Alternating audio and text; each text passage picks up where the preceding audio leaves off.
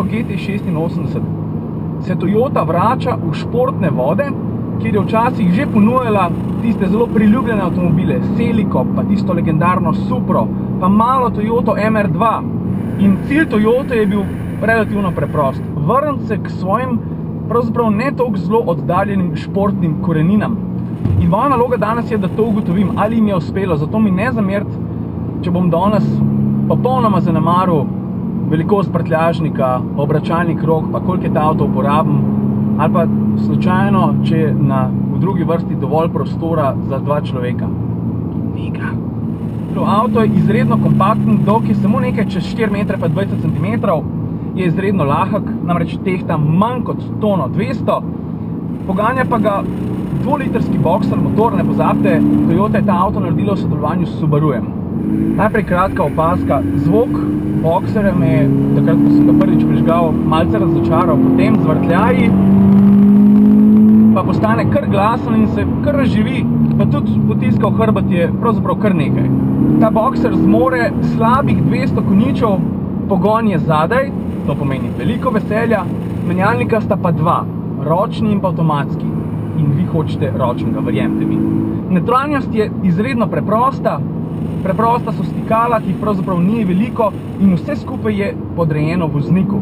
Tukaj ni nobenega prilagodljivega podvozja s 1653 različnimi nastavitvami.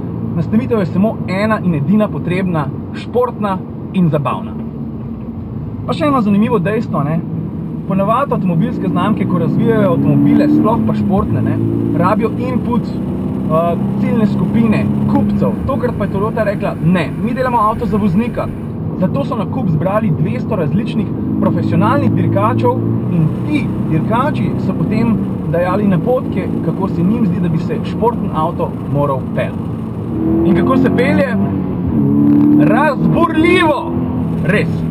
Težišče je tudi zaradi boxerskega motorja izredno nizko, nagibanja je izredno malo, nos uboga, lega je zelo uravnotežena, nevtralna, iskanje meje pa je pravzaprav lahko upravilo, prav zaradi te neposrednosti in zaradi dejstva, da je tudi volan zelo ravno prav težek in ravno prav neposreden, da voznik ves čas ve, kdaj pride meja zdrsa in potem jasno tudi ve, kako reagirati.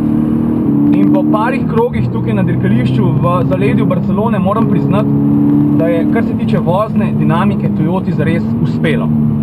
GT86 zaradi preprostega koncepta, zaradi nezakompliciranega pristopa in pa odličnih voznih lastnostih pravzaprav nima veliko tekmecev. Še najbližje mu je morda Mazda MX-5, ki pa je bistveno manj zmogljiva, potem pa je tukaj že na vrsti seveda Porsche Cayman, ki pa je bistveno dražji avto, kar se pa tiče vozniške dinamike, pa ne ponuja bistveno več.